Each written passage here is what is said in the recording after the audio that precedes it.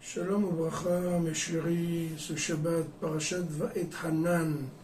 Va'et Hanan veut dire implorer.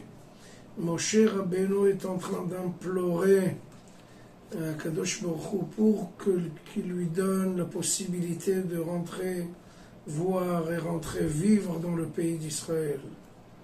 Et c'est une énorme chose. Le Zohar Kadosh dit que le pays d'Israël a une valeur intrinsèque extrêmement élevée par rapport aux autres pays qui sont appelés des pays qui sont en fait qui manquent de sanctification.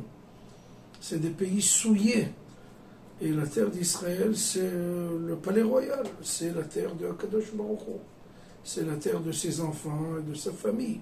C'est comme si on parlait de la ville pour le monde et de la maison pour Israël. La maison de Akadosh Baruch Hu, c'est Eretz Israël. Donc Moshe Rabbeinu implore, a prié 515 prières pour pouvoir accéder à ce mérite extraordinaire de vivre et de rentrer dans le pays d'Israël. Et donc c'est quelque chose qui est extrêmement significatif.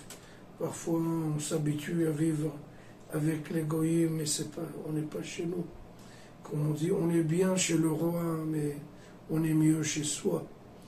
Eretz Israël, c'est notre maison, c'est chez nous. Donc il faut faire, si Moshe Rabbeinu qui connaissait les énigmes, qui connaissait les mystères et qui connaissait les secrets de la terre d'Israël, bien entendu, nous, on devrait écouter cet appel d'une façon très très très importante. Et dans la paracha, il est raconté que la Torah nous dit « Ne joutez rien aux mitzvot, aux commandements, mais ne retranchez pas. » Bon, je comprends bien pourquoi il ne faut pas soustraire ni retrancher les mitzvot. On a 613 mitzvot et commandements.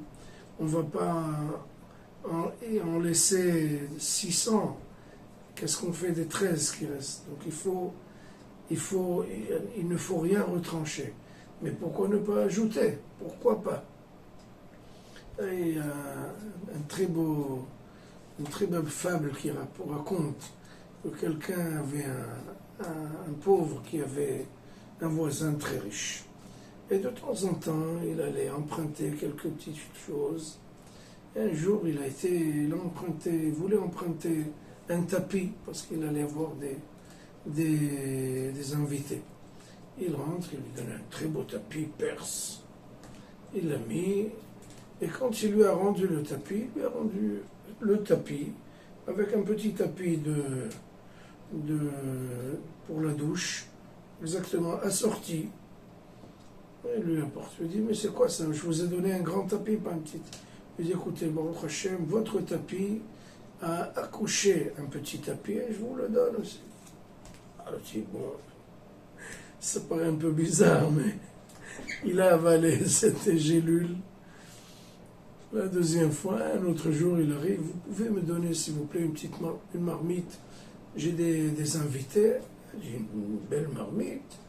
Le mec, il lui apporte, il lui ramène la marmite et il lui rend aussi une toute petite marmite comme ça pour les petits plats.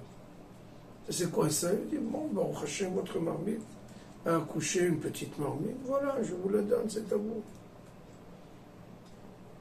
Troisième fois, s'il vous plaît, est-ce que vous pouvez me donner une cuillère pour servir, une louche? Avec plaisir, il lui donne la louche. Il lui ramène une louche avec une petite cuillère à café. Elle a accouché. Le mec, il trouve ça assez sympathique. Il le garde. Après 3 semaines, ce riche avait un candélabre, une menorah en or massif, magnifique, de toute beauté. Et il lui dit, écoutez, j'ai vu votre menorah, est-ce que vous pouvez me la prêter? Parce que j'ai des invités. Il dit avec plaisir. Et le mec il commence déjà avec ses fantaisies.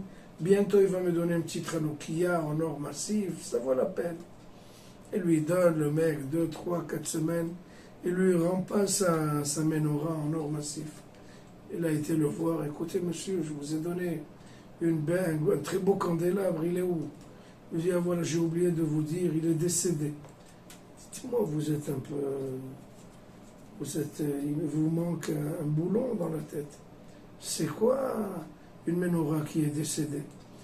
Il dit, écoutez, quand je vous ai dit que la marmite et le tapis et la cuillère qui a accouché, ça vous avez aimé. Mais quand je vous dis que la menorah est décédée, vous n'avez pas aimé. Et c'est ça ce que disent nos sages.